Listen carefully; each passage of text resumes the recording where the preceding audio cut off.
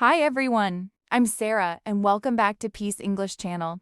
Today we are tackling the number one thing that keeps English learners from feeling fluent. It's that invisible wall between you and the person you're talking to. You know the one, it's the mental gymnastics of hearing a sentence, translating it into your native language, thinking of an answer, and then translating it back into English. By the time you've done all that work, the conversation has moved on. It's exhausting, right? Today, I'm going to show you how to shut down that internal translator and start thinking directly in English. We're going to look at 3 simple habits you can start today. Phase 2, why we translate, and the mental label habit.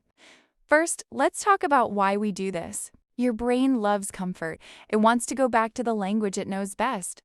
But translation is like taking a detour on a highway. It takes twice as long to get to your destination to stop this. We need to build a direct bridge between objects and English words. The habit, mental labeling. As you go through your day, look at things around you and name them in English. Don't say, that is a table in your head, in your own language first. Just look at the object and think table, coffee, phone. If you want to level up, add an adjective, hot coffee, messy desk.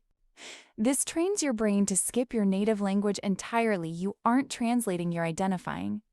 Try it for 5 minutes every morning while you get ready. Phase 3, the narrator technique now. Once you're comfortable with single words, we move to sentences. Many of my students say, Sarah, I can name objects, but when I try to speak, I still freeze. The secret here is self-narration.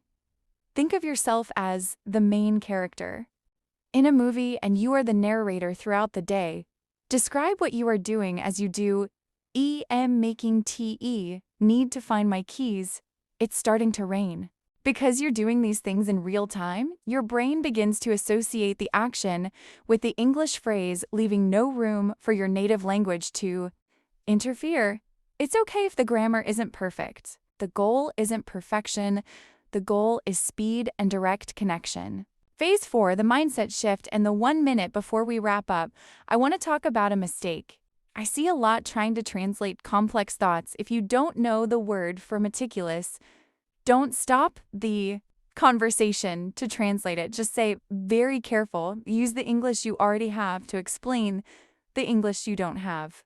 The 1 minute challenge tonight before you go to sleep. I want you to spend just 60 seconds reviewing your day in English.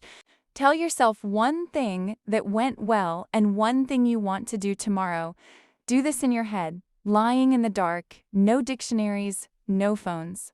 Just you and your thoughts. The 1 minute challenge tonight before you go to sleep. I want you to spend just 60 seconds reviewing your day in English. Tell yourself one thing that went well and one thing you want to do tomorrow.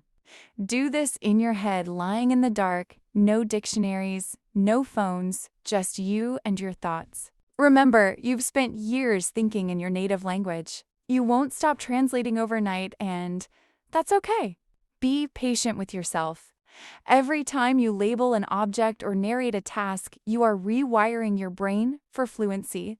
Thanks for listening today. I'm Sarah, and I'll be back next week with more tips to help you speak English with confidence. Bye for now. How to use this for your practice. Reading aloud, read Sarah's lines out loud to practice your podcast host tone and flow vocabulary. Note how Sarah uses phrasal verbs wrap up, tackle, level up to sound natural.